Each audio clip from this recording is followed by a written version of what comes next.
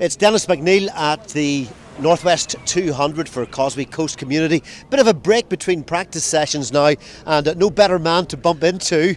Hopefully I don't need his resources later on. This is Dr. Fred MacSorley. You've been known as the travelling doc, the flying doc, the travelling medic. That's right. This is your first year, I think, at the Northwest when you've not been on board a motorbike. I mean, yeah, this is really quite a strange experience, Dennis, because I say for the last 30 years I've been here on the bike as part of the excellent medical team, responding to the needs of riders and spectators. So it's kind of strange, really. But I mean, it's a great privilege. The team are in great shape, and it was a good time for me to step down after 30 odd years involvement. And it's great to see the three young paramedics that I've trained to take over the role that belonged to myself and the late and very great Dr. John Hines. Yes. So it's lovely to see that continuing on.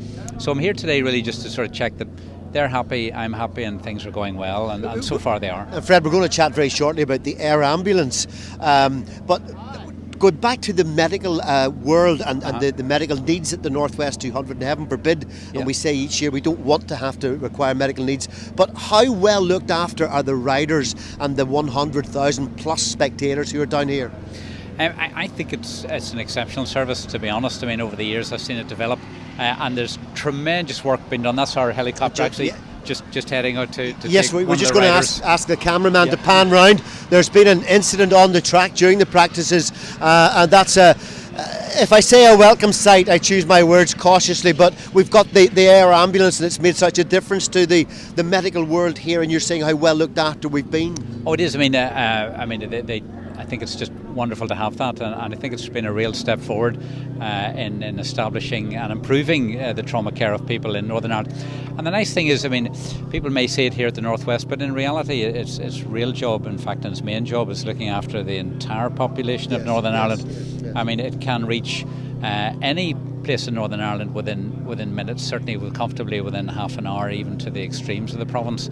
And to have that level of service, and you have a very experienced doctor, which is wonderful, as well as a very experienced paramedic. And that's something to be extremely proud of.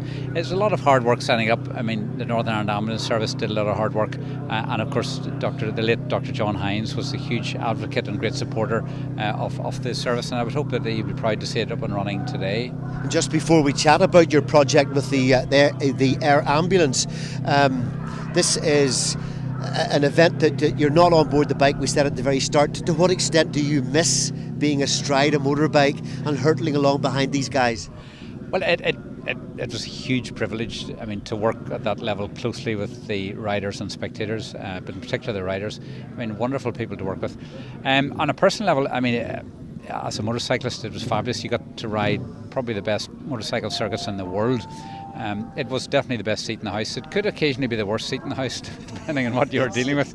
Yes, but I'm sure. It was just a huge privilege dealing with so many riders over the years. Wonderful people to deal with. But you talked briefly about the level of cover for spectators and riders. I mean, I don't think people realise just the extent that the Northern Ireland Ambulance Service provides cover here. They bring in extra resources. They have a command and control centre, which is just absolutely fabulous, and they have a lot of staff down here, and it's providing a really top-class service for the thousands and thousands of people that come. Now, to make our lives a lot easier, if people don't misbehave and don't drink as much as maybe they have in the past, it would make life a lot easier. We're adults, I'm sure we're all listening, Doctor. Yeah, you're all listening, and some of you are going right over the head. So, I mean, some of the greatest problems I've had in my 30 years have not been actually from the riders. It's been from these idiots that call themselves race fans, but I mean they're race organisers' nightmare. But anyway, that's for another day. We don't want to be sued for defamation of character. Tell us about your project with the air ambulance. You're hoping to raise some funds. I am. I mean, this is coming a good year. A very good friend, Derek King, who did a lot of cycling with me in the Apollo Club in Lurgan, and he talked last year about doing this coast-to-coast adventure run by 26 Extreme. But it was over the I was involved in the motorcycling then. I didn't have the time, but I took official retirement from general practice last year, but I still do locum sessions for my old practice.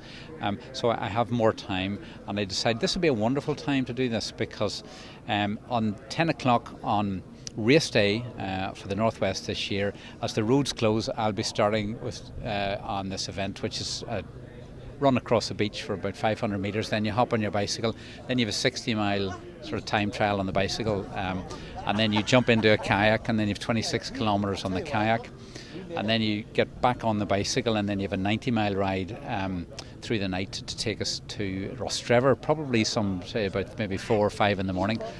And then we will then have a 22-mile hike over the Mourns to finish probably around lunchtime on the Sunday. It sounds quite punishing, to say the least. Or was this given as a punishment? I'm not sure whether I mean, okay, to a certain extent it is self-inflicted. But I thought, this is my first year not officiating as a doctor, and I've had so much out of the sport, and it's been wonderful, and it's been a huge privilege, and there have been so many people over the years that I've been privileged to be involved with. So it's lovely to put something back, and I know that people are very supportive at the air ambulance. It is probably one of the greatest things that have come in the last year. Yes. I mean, there's very few things this country can be proud of. If you take it, I mean, we have a very dysfunctional political leadership, for want of a better term, and let's forget about the lawyers, because I mean, it must be lovely to have a job and not actually have to work for it. But anyway, that's another issue. I'm going to thank you very much for your time. Before you take us down the roads along which William Crawley and Talkback tend to feature.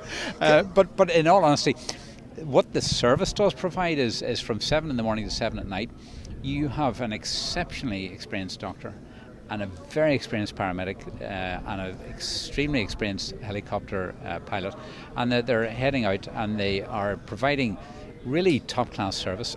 And I used to say about my late colleague Dr. John Hines, who I had the privilege of working with for years. I mean, he not only saved lives, but he saved brains, because when he got to the side of the casualty, especially with a head injury, within moments he had equivalent, that casualty effectively was almost like an intensive care, the way he cared for them.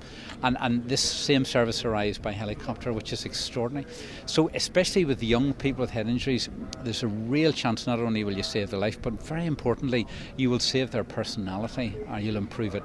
So they don't have to go to a special school, they can go back to an ordinary school, or they can go back as adults to their family without the dreadful personality issues and the problems that severe head injuries can cause. And it's not just head injuries, so it can be a real game changer for people, and I think people in Northern Ireland should be hugely proud of their air ambulance and the work that the Northern Ireland Ambulance Service does, because it runs it, and I would hope that they would get great support. So I mean, it's going to be very hard. I don't think I've ever done an event like this before. It'll be about finishing Newcastle, probably fairly exhausted, around about lunchtime or so, hopefully sometime. I'd love to see people supporting that, and anything that they can spare, if they send it our direction. I can assure you, we are personally paying for our support crew, we're paying for entries, we're paying for everything ourselves, so we're taking nothing from this. We're just giving, and I think that's very important. It's our ambulance, air ambulance. We should be very proud of it, and I think that the Northern Ireland Air Ambulance, and particularly Northern Ireland ambulance service, have done a huge job in getting it to where it is today. So we have to keep it in that shape. Truly wonderful. Thank you for your time. Thank you for your stories. Thank you for being a bit of a fireside raconteur. Fred MacSorley, Dr. Fred MacSorley, the motorcycle doctor here at the Northwest 200 for so long. Thank you very much indeed. Absolute pleasure. Thank you. My pleasure. It's Denis McNeill for Causeway Coast Community at the Northwest 200.